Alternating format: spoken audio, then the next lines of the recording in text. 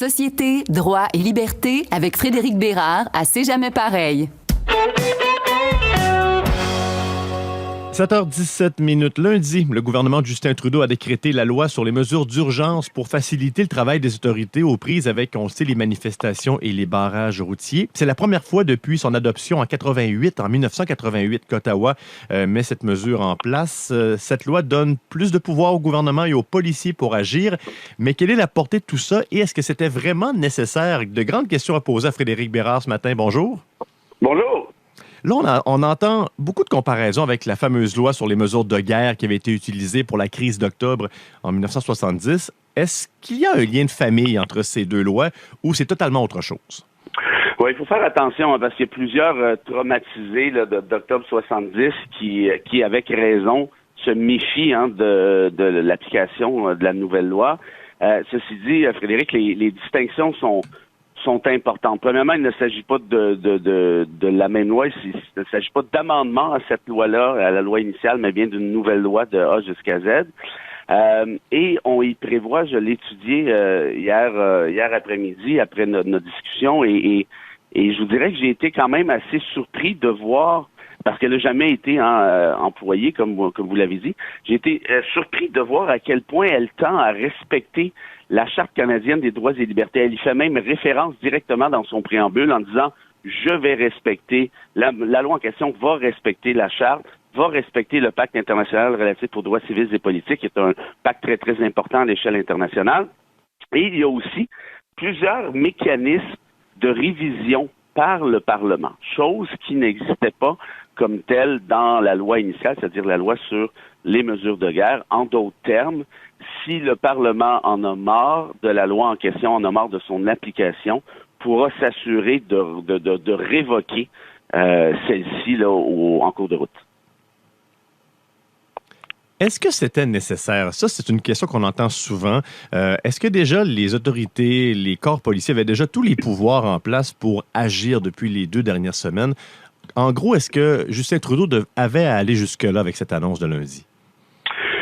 En fait, ça, c'est la question qui coûte cher, Frédéric. Puis moi, j'aurais tendance à répondre que l'application de la loi dont on parle actuellement n'était pas nécessaire. Si les corps policiers, au lieu de faire des vidéos TikTok et d'amener le petit déjeuner aux camionneurs, avaient fait leur travail, c'est-à-dire appliquer les règlements municipaux dans un premier temps, les lois et règlements de l'Ontario dans un deuxième, et le code criminel dans un troisième. Regardez, par exemple, la manière dont la manifestation de Québec a été gérée par le maire Marchand, qui avait nécessairement pris des notes de ce qui s'était passé à Ottawa.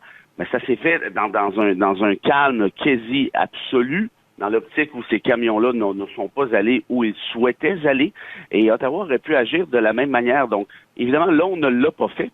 Et ces mêmes camions ont décidé qu'ils ne partaient plus. La vraie raison maintenant, pourquoi on l'a adopté, cette même loi, c'est pas parce que les lois provinciales ou les règlements municipaux sont désuets, c'est simplement que peut-être que maintenant on a besoin d'une force qui sera celle des forces militaires, parce que les policiers ontariens, de toute évidence, de ce qu'on peut voir, sont maintenant un peu dépassés par les événements. On a vu le chef de la police d'Ottawa qui a démissionné. Donc, probablement que la loi sur les mesures d'urgence prépare la venue de l'armée. Justin Trudeau ne l'a pas annoncé formellement, mais pour avoir étudié la loi, je ne vois pas vraiment d'avantage autre que celui-là, sauf peut-être des petits trucs comme, par exemple, le ravitaillement ou retirer la police d'assurance du camion X ou Y.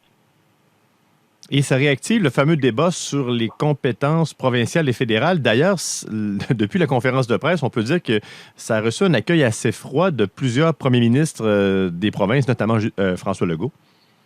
Oui, mais je veux dire, si vous êtes la Saskatchewan, vous êtes contre l'application de cette loi-là, je ne sais pas trop de quoi vous me parlez, là, parce que de toute évidence, ici, le problème majeur, c'est au niveau de la capitale nationale et ses villes et villages limitrophes, par exemple Gatineau. De ce fait-là, je pense que c'est une erreur de François Legault de refuser l'adoption de la loi, parce qu'on sait que si on ne neutralise pas le problème à partir de Gatineau, évidemment qu'on risque de passer ou de rater le coche. Donc, de ce fait-là, moi, je pense que c'est absolument nécessaire qu'elle puisse s'appliquer à cet endroit précis. Et si vous êtes Justin Trudeau qui vit avec les stigmates, Frédéric, de l'héritage de son père à ce niveau-là. Vous n'allez pas vous amuser à appliquer cette loi-là à l'échelle canadienne pour le simple plaisir de le faire, alors qu'il n'y a absolument aucune pertinence associée. C'est vraiment pour débloquer, si je peux dire ça comme ça, l'enjeu principal qui est celui de la ville d'Ottawa et ses endroits limitrophes, comme je le disais. Donc, outre les pouvoirs, exemple, pour saisir des comptes bancaires ou encore faire appel à l'armée, est-ce qu'il y a un contexte parfait dans lequel elle peut être utilisée, cette loi? Mais la loi ratisse quand même assez large. Il y a une définition de sinistre. Par exemple, s'il y avait des inondations. Par exemple, la crise du verglas, comme on l'a vécu. On aurait pu penser l'adopter d'un point de vue sanitaire avec la présente pandémie. Il y a toutes ces possibilités-là qui sont prévues par la loi.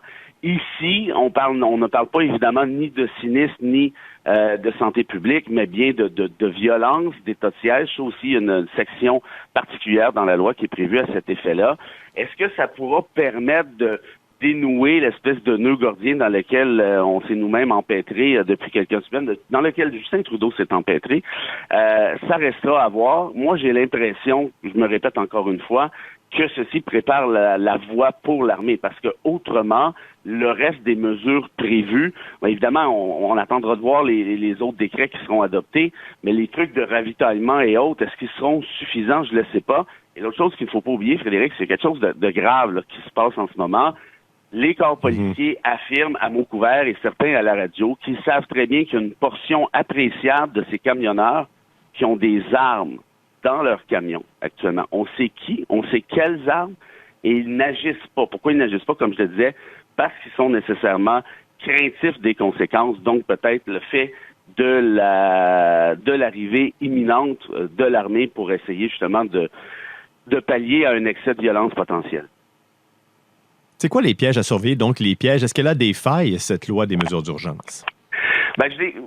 En analysant, la loi reste quand même très générale. Donc, j'ai l'impression que le diable sera dans les détails, là, comme le veut l'expression, donc dans les décrets adoptés, parce que la loi donne une espèce de survol de qu'est-ce qui peut être fait, sans dire précisément quoi. Donc, il faudra voir quels seront les décrets précisément. Il y en a déjà qui ont été adoptés. Vous avez mentionné certains éléments. Moi, je suis à peu près convaincu qu'on ajoutera d'autres choses à ceci. Est-ce que ces mêmes décrets vont être conformes à la loi comme telle? Elle est tellement générale que j'ai l'impression que oui, qu'il n'y a pas d'enjeu constitutionnel à ce niveau-là. Les enjeux constitutionnels seront plutôt eu égard aux chartes. Et ça, il faut faire attention, parce que si je peux vous raconter une petite histoire en rapport à Octobre 70, dont tout le monde a entendu parler, il y avait eu des débordements assez incroyables. À l'époque, pour être policier, il fallait mesurer 5 pieds 7 essentiellement, ce qui faisait qu'il y en avait plusieurs qui débarquaient là, malheureusement avec un manque de connaissances et de culture générale. Et la loi sur les mesures de guerre de l'époque avait donné, Frédéric, une espèce de carte absolument blanche à tous les policiers pour arrêter et perquisitionner de manière arbitraire. Or, il y a une histoire documentée que je trouve très, très rigolo, puis je vous la raconte en 2 secondes. C'est celle-ci du gars qui se fait arrêter dans son appartement par 2 policiers qui sont débarqués sans mandat, qui fouillent dans sa bibliothèque, et un policier dit à l'autre, « Ça y est, let's go, on l'embarque. » Le gars répond, « Mais pourquoi? Qu'est-ce que vous avez trouvé dans ma bibliothèque qui ferait de moi un felkis? » Et le policier dit au contrevenant, entre guillemets, « Niaisez-nous pas. Voici un livre sur le cubisme. » Et le gars de répondre, oui, je comprends, cubisme, oui, de Picasso, et donc, quoi? Cubisme, Cuba, Castro, communiste, FLQ, dans le panier à salade. Donc, tout ça pour dire, vous avez compris que plus on va loin avec cette loi-là où ses petits frères et ses petites sœurs, plus il y a des risques de débordement policier. Je pense que nos corps policiers ont appris, depuis les années 70, on a un corps de policiers qui est quand même beaucoup plus cultivé, essentiellement, c'est pas très difficile, remarquez bien, mais reste que des débordements comme cela peuvent toujours avoir lieu lorsqu'il n'y a pas de garde-fou, c'est-à-dire un garde-fou judiciaire qui empêche des arrestations arbitraires. Et dernière chose, Frédéric Bérard, vous avez parcouru la loi, je comprends que vous ne l'avez pas lu au complet, là, parce que là, vous avez des journées fort chargées. Ah oui, mais je suis juste seulement curieux parce qu'elle a 34 ans, on l'a adoptée en 1988, cette loi. Est-ce qu'elle est encore actuelle? Est-ce que c'est rare parce que c'est la première fois qu'elle entre en vigueur? Est-ce qu'habituellement des lois 34 ans plus tard sont encore pertinentes? Il y a encore des éléments qui sont actuels? Le seul volet manquant, je vous dirais, Frédéric, à la lecture, qui m'a étonné, étonné oui et non, parce que ça a été adopté en 88, mais qui mériterait peut-être une petite remise en beauté, c'est l'aspect Internet, les crimes sur Internet, les actes de sédition sur Internet, les médias sociaux, les GoFundMe et ainsi de suite. Ça, évidemment, ce sont des éléments qui n'existaient pas à l'époque, qui sont très présents aujourd'hui. On sait d'ailleurs que c'est un des fers de lance, si je peux dire, du mouvement en question actuellement. Alors ça, s'il y avait une espèce un amendement à faire à la loi, ce serait celui-ci.